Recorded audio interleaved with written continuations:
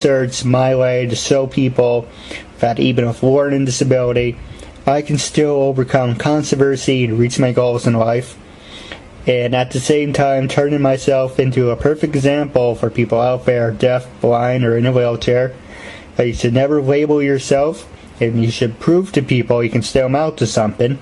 And that's the whole point of my talk show, really. That's great. Well, thank you for inviting me to talk about this, because as a reporter, I have had the opportunity to interview the most amazing people who have overcome their disabilities, and I can tell you about them. The most inspiring person I've ever met in my life is named Nick Vujicic, and he is the founder of Life Without Limbs Ministry. Have you heard of him? Heard of him. Yes, he was born with no arms and no legs, but to him, he has no disabilities, and his body is perfect as it is. And he goes around doing these mass stadium talks at stadiums that sell out to tell people this message that whatever your limits are, they're in your head, and you can't, and you have to look beyond that. Well, it's true. Now, like I said, it's a half-hour conversation, but you gotta have as much time as you like, so it could be longer than a half hour, and it's just a normal conversation between friends. Okay, am I being too scripted or something? No, it's fine. Okay. And you can give long answers, you don't have to give short answers. Oh, okay. I did several stories about people who have disabilities that have overcome all the odds, and there have been several. Another gentleman is named Augie Nieto. He was the founder of Life Fitness gym equipment, and he built this multi-million-dollar empire selling fitness equipment, like exercise bicycles and so forth. And then sometime when he was, I think in his 40s, he got muscular dystrophy, Lou Gehrig's disease, and he became completely paralyzed, and he couldn't even talk. But then he tried to kill himself by swallowing a bunch of pills, and then he woke up in the hospital and realized that he saw all of his friends and family surrounded him and concerned about him, and then it made him decide that he wanted to live and that he was going to make his life better than it ever was before. And he did that by starting a nonprofit foundation that's developing the cure for Lou Gehrig's disease. And his tagline is that the disease is called Lou Gehrig's disease, but the cure will be called Augie Nieto's cure. And his mind is sharper than ever, he told me. And I got to interview him in his house in, I think it was Laguna Niguel. I think that's the area. And he could listen to me, but he typed all of his responses on a typewriter on this device that was connected to his wheelchair near his foot. So he basically typed with his foot all of the responses, and he was able to type like 40 words a minute. It was amazing. Yeah, it sounds like it. Yeah, he said that his mind is sharper than ever, and he's done much more. He's achieved much more after his disability than he ever did before, and he's more proud of all of his achievements that he's achieved after his disability than before. And this is a person who created a multi-million-dollar empire selling fitness equipment. Oh, that's really awesome. Yeah, okay, and then another person I met is Sean Stevenson. Have you heard of him? Heard of him, don't know who he is. Okay, he's a really inspiring motivational speaker and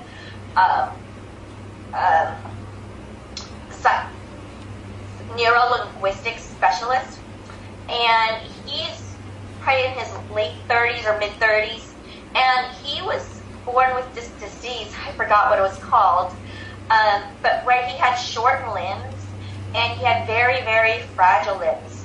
And so growing up, if he coughed or sneezed, he could break a bone. And he would just have to lie on the floor and just wait for his bones to heal. There was nothing he could do, and there was no use in putting a cast on it.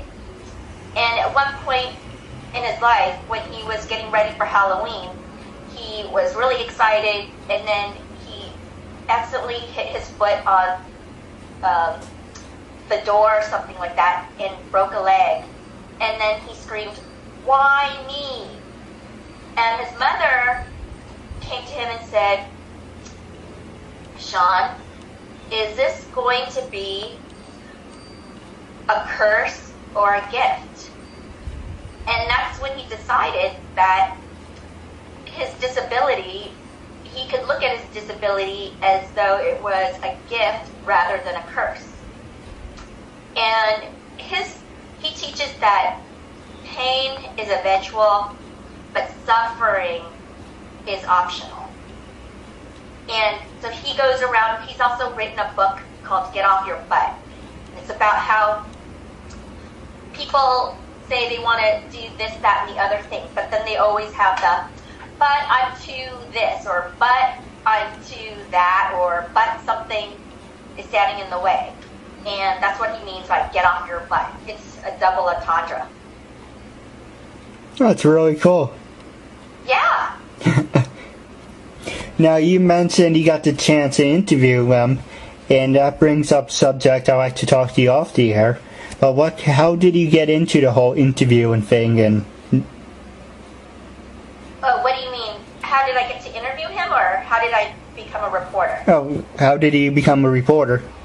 Oh, me? Well, I don't know. You know, what's funny is that people have told me that as long as they could remember when I was a child, I always asked a lot of questions, and I asked questions about everything and the most ridiculous things, and I always wondered how things work and why things happen the way they do, and all kinds of what-if scenarios, like what would happen if this happened, and so forth. And I guess I'm just naturally curious about everything, so it befitted me that I chose it after college. But during college, I actually wanted to be a doctor, and I was pre-med, and I took lots of pre-med classes like chemistry and organic chemistry, and then I got weeded out in biochemistry, and because on the first midterm of a biochemistry class at Berkeley, I got at least 2 standard deviations below the mean, and I just said, I can't do this, and I just don't get this, and it's not going to happen, and so I just pretty much gave it up, and I realized that I just wasn't fit for the science stuff, and so tried something else. Alright, do you have any regrets? No, not at all. You know, I think growing up being Asian, I just had a really limited view of what I could do in life, because, you know, growing up Asian, my parents always instilled, like, you have to go to school and be a doctor. That's the only thing that they saw worthwhile doing in life, was to be a doctor. That's all they wanted for their kids, is to study and become a doctor. And they couldn't even see the value in other occupations. And so I felt like that's all I knew I should have, like, that's all I thought was worthwhile doing. I kind of bought into that and was brainwashed by it. And the only things I saw people doing growing up being Vietnamese was healthcare, like being a doctor or nurse, engineering. I have 3 brothers who are engineers, and manicuring, nails. and which my mom did. And so I just didn't even have exposure to people outside of those occupations to hear about what they do or know about what they do or even see that I can, an Asian person could be successful in those careers. So I just didn't have those role models. All right. Well, you never wanted to become like an actress, like wanted to be a Mighty Morphin Power Ranger, or you never just wanted to become an actress? That probably crossed my mind, like a pie in the sky career, but no, I always thought that is just way too hard and way too competitive, and I just didn't even see that many Asian Americans on screen to see that there were even roles that, space for me in that field. All right. Well, what's the reporting like? Do you enjoy it, or do you think you're going to move on to other things, or do you think this is your goal in life? Well, I do enjoy reporting. I like talking to people and asking questions and finding information and telling a story. I would like to get into corporate communications, and because I just find that journalism is just getting so competitive, and I think the future is that all these news sites are just taking contributions from companies. Like if you on news sites like Fortune or Forbes, they just take all these contributors from companies to submit stuff. So I think that because journalism companies, newspaper companies as in and of themselves aren't making money on providing news, that they're hiring fewer people, paying people less, and so it's just getting just so more competitive that I think I should go where the ball is going, and that's to be in corporate communications and then submit stories as a contributor to the news sites.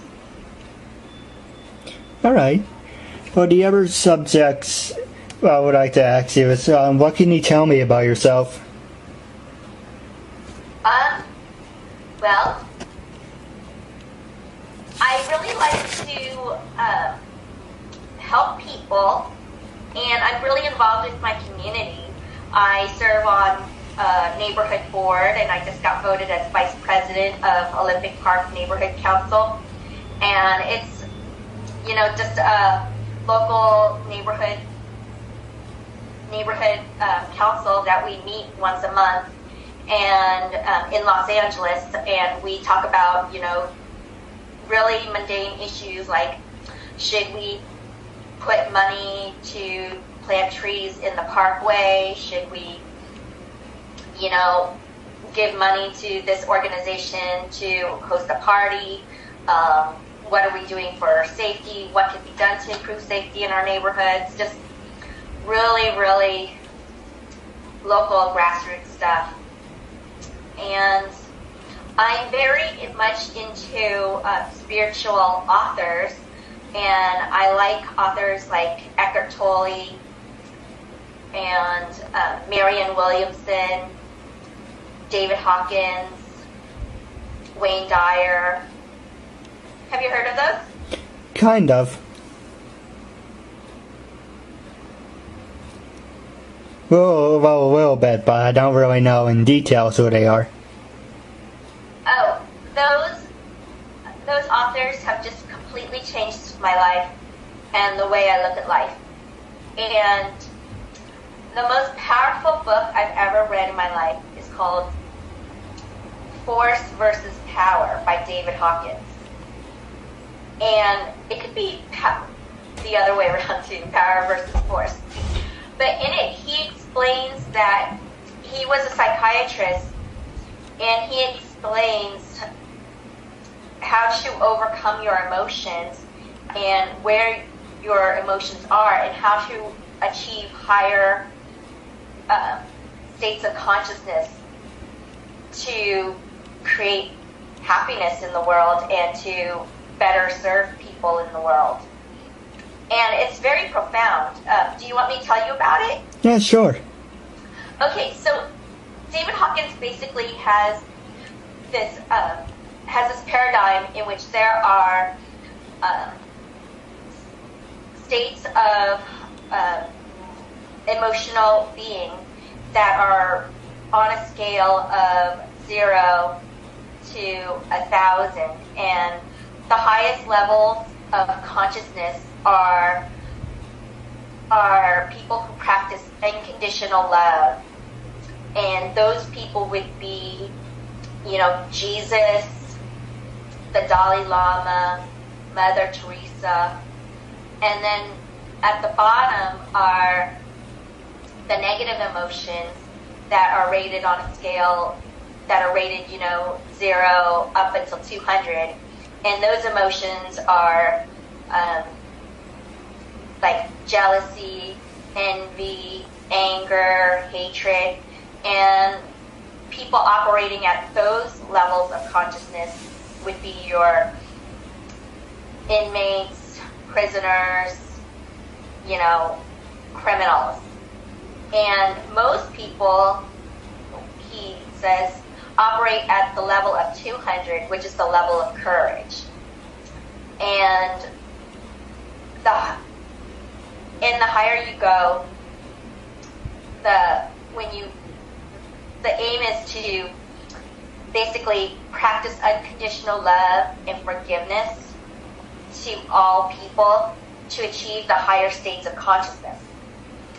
And after reading that, I was able to forgive everybody in my life that I felt had wronged me. And when you see that you see that they too are innocent of their doings because they don't know any better, then you don't take it personally, and you can't even be angry at them anymore. And so that's where you can achieve forgiveness. And achieving forgiveness, it just liberates you from those angry thoughts and resentment. And I practice this. I practice practice exuding unconditional love to everybody I deal with in my life. Everyone I encounter, whether it's the person that's checking me in at the gym or, family, friends, relatives, business associates. And when I started doing this was a year and a half ago or 2 years ago. It was completely amazing. And I'm not saying that causation is correlation, but when I started practicing unconditional love, I received overwhelming amounts of kindness in return.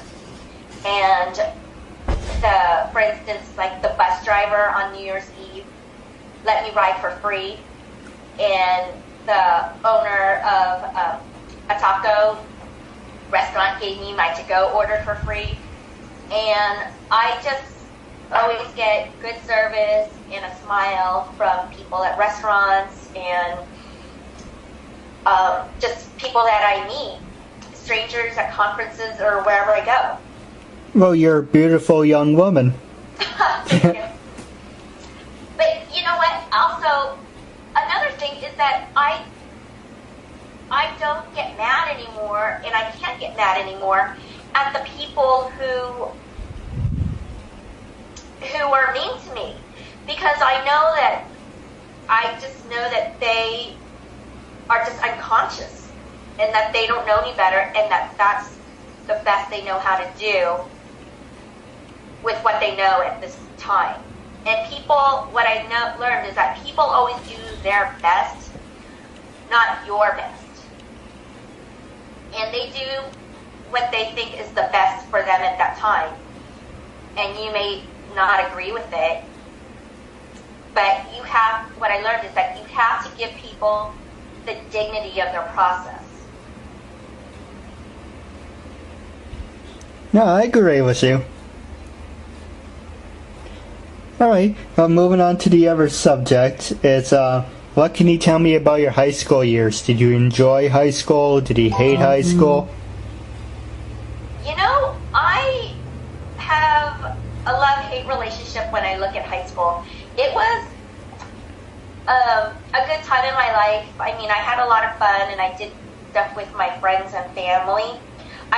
With my friends, and I went to shows and concerts, and I did a lot of volunteer work during high school to look good on my college application. And I played field hockey and everything. But it was also a very painful time in my life because I grew up in a very abusive family, and when I was 9, I was placed in foster care, and things got a little bit better after that. But my father was still very abusive to me, and I just couldn't wait to get out of the house. Just couldn't wait to get away from my parents and living at home. And I just filled up on my life with all these extracurricular activities and doing odd jobs everywhere so I wouldn't have to be at home. Alright. Well, I didn't mean to get too personal with you. I know it's uncensored, but you don't have to go too personal if that's a touchy subject for you. See, that's the thing, is like, I'm perfectly comfortable talking about it now because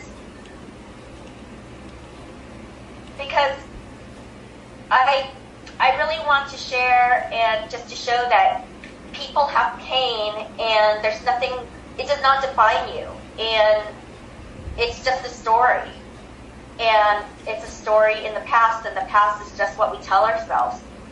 But see, they don't bother me anymore because I've come to overcome my thoughts about them, basically, and my attachment to looking at myself as a victim, as I did before. All right, and I understand, and that's how we should look at the past. Yes, the past is just a story that we tell ourselves. What about college? Were you a study nerd, party animal?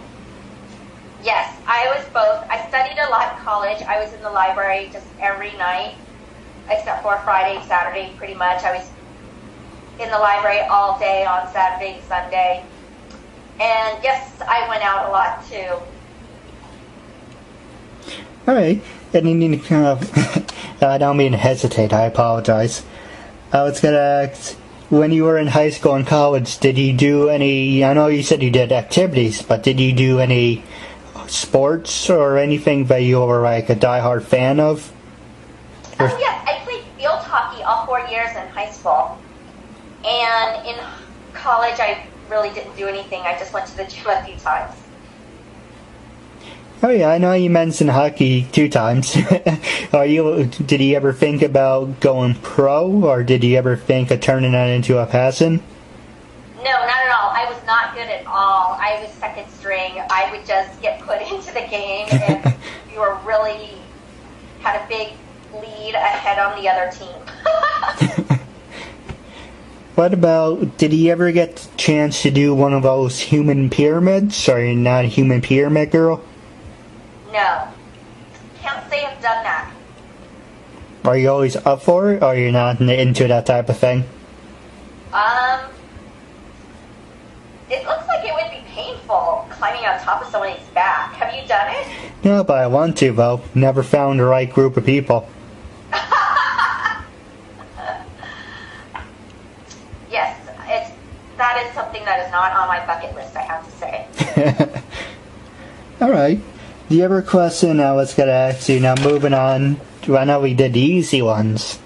Now I'm going to ask you the hard questions, and it is uncensored, and you can pass on the ones you don't want to answer.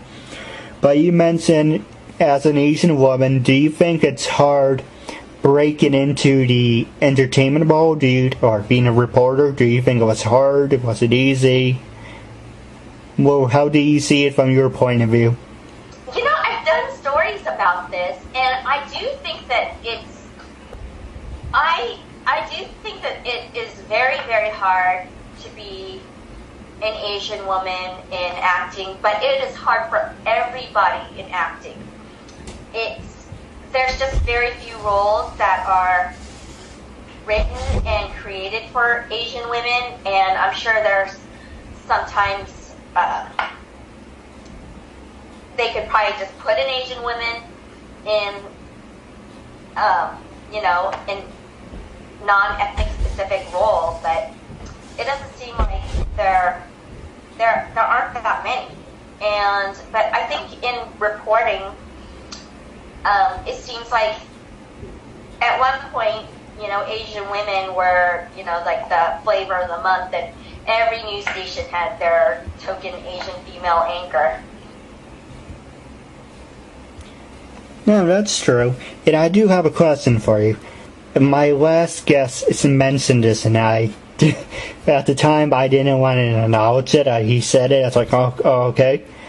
But he referred to Asian women as sex kittens.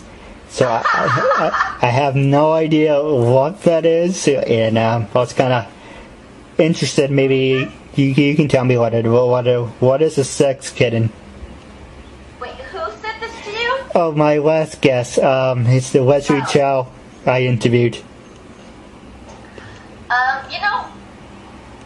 I don't know what a sex kitten is. I guess just somebody who is sexy. Well, I know he didn't mean it as offensive. I don't know if he got the chance to meet him. He's an upcoming actor and he's really good. So, just throwing it out there. Maybe you should interview him. But no, he just mentioned sex kitten. I didn't answer it at the time. I just thought he said it to be funny. But I was thinking about it. And then he mentioned eye candy, so I was like, no, I'll just throw it out there. I think that there's just beautiful women in every culture, and so I can't say that anything else about that. So it's kind of funny you would say that Asian women in particular are sex kittens, because there's, beautiful women in all countries. All right.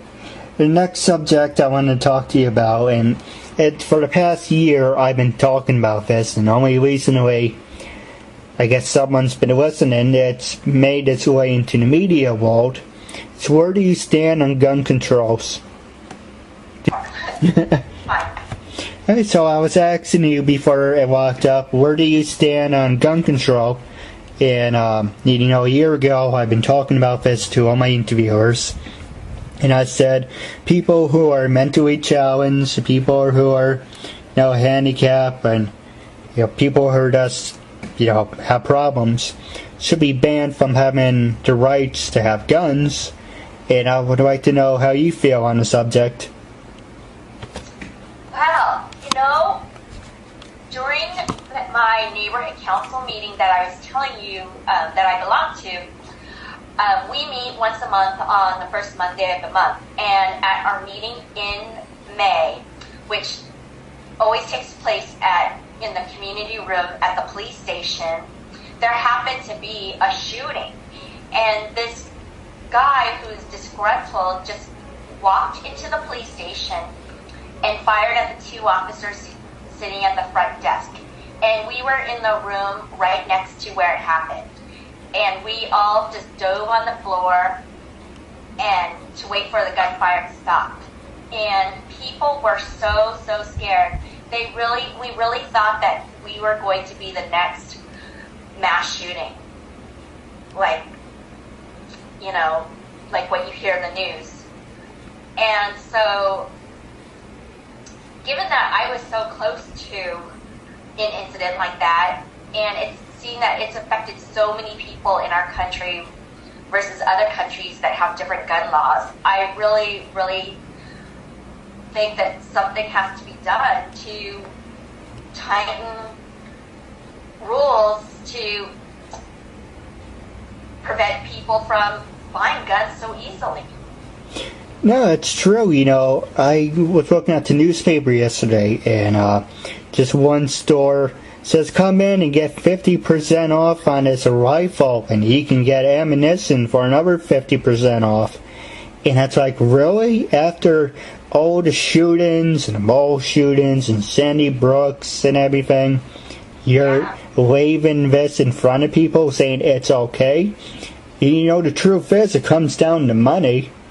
And, you know, a lot of people in the media won't touch it, but, you know, that's what it comes down to. It's all bullshit and money, and if you can do whatever you want. And it's, like I said, you know, people who are for me, for an example, people who are handicapped, people who are bipolar, people come back from the army who has the post-traumatic stress disorder. There should be a group of people that, if they have problems, should be banned from having the rights of having a firearm. Yes. You know, if you want a paintball gun, okay, have fun with a paintball gun. But, you know, having like an automatic, and that's another thing. People think, oh, it's my right to have a gun, and then they say, then I have an AK-47 with an automatic rifle, and it's like, that's not a normal gun, and who said he had the right to have that? Yeah. That's ridiculous. Yeah. Yeah, that's opening up a whole can of worms. Alright, well, the next question I was going to ask you is, this seems to be a big thing going on in the media world, well, on Facebook and Twitter anyway. A lot of people are talking about women's rights, and as an Asian woman, I would like to get your point of view on it. How do you feel about women's rights? Well, what do you mean by women's rights, in what context? Because, you know, we have all the same rights now. No, I agree, and I do support women's rights. That doesn't mean, like, for example, you know, like all the feminists that come out saying that we should be paid more over the guys, or just in general about like the women's rights.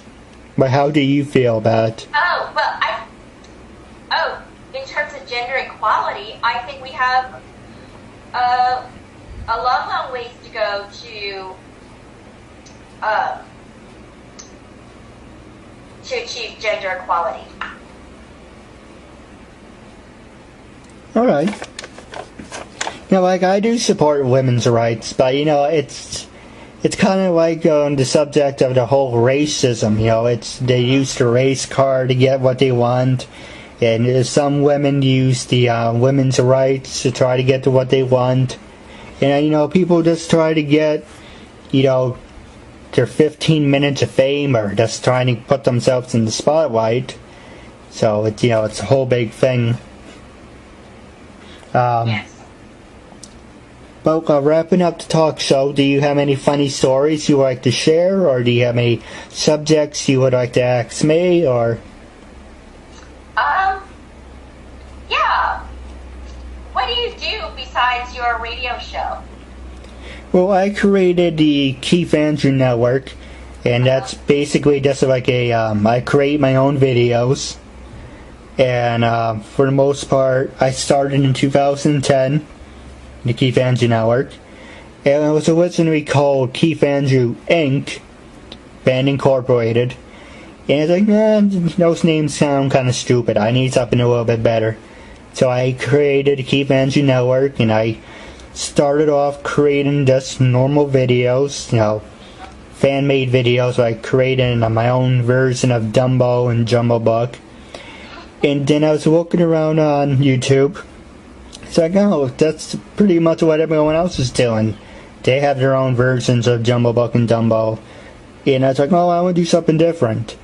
And then I was working in retail, and long story about that. I got sick, and when I was recovering, I said I don't want to work in retail anymore. I'm at the point in my life where I want to start a career, and I want to show people that even with a learning disability, I can still amount to something. So I created my own talk show a year ago, and my mistake was I did most of the conversations via phone, just phone interviews. And I should have been doing it like this, how we're talking right now, a year ago. Unfortunately, it's just a normal phone conversation, and I tried getting sponsors and people who would be interested. They said, what is your audience? I don't know what my audience is. So I'm redoing season 1, and this is where I am so far. I'm also writing my own book about my life, entitled When You Overcome Controversy, Dreams Do Come True, Even If You Have a Learning Disability. And I also did write a book for people who are interested. It's on Lulu, LULU.com, Lulu, and it's called Are People Smart or Dumb and Ignorant? And that's available. And that's pretty much it, what I'm doing with my life. What is that book about? Are people smart or dumb and ignorant?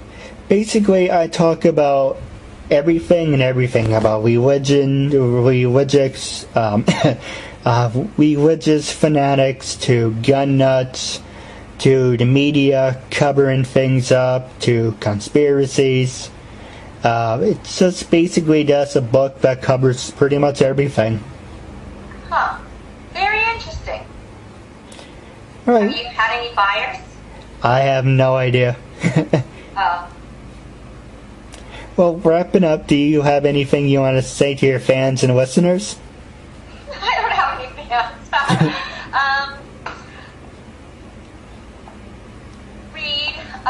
I guess my recommendation is read David Hawkins and Byron Katie. That's another author that I really like.